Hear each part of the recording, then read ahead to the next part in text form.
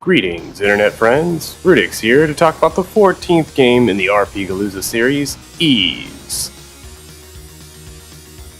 The first Ys game is one of my favorite games of all time, and I've played every version of the game I've come across, so for RPGalooza I had to sit and think about which version to play.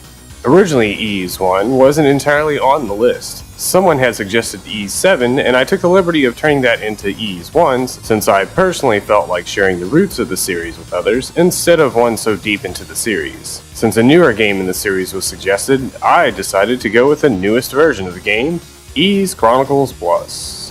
This version is also the version of the game I'd played the least, and as such I eventually figured it would be the best choice. One of the things I love most about Ys is its simplistic battle system. The very first time I played this game, I was actually incredibly unfamiliar with how the series even played.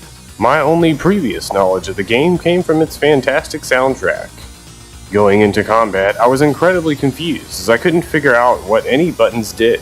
Much to my amazement, there are no buttons to press. Ys uses what is called the bump system for combat. You run headfirst into an enemy and basically hope it dies before you do.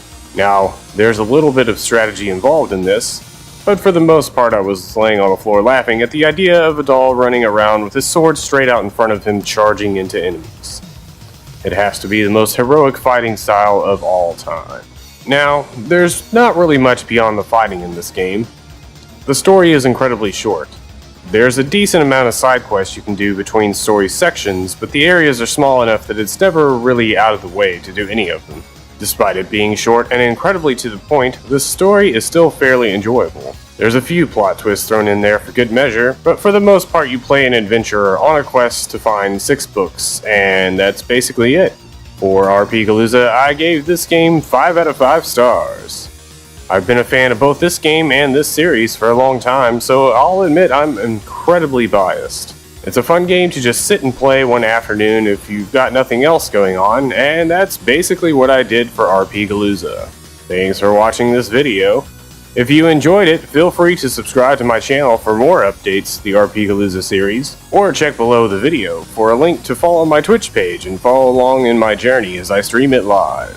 And in the meantime, happy gaming everyone!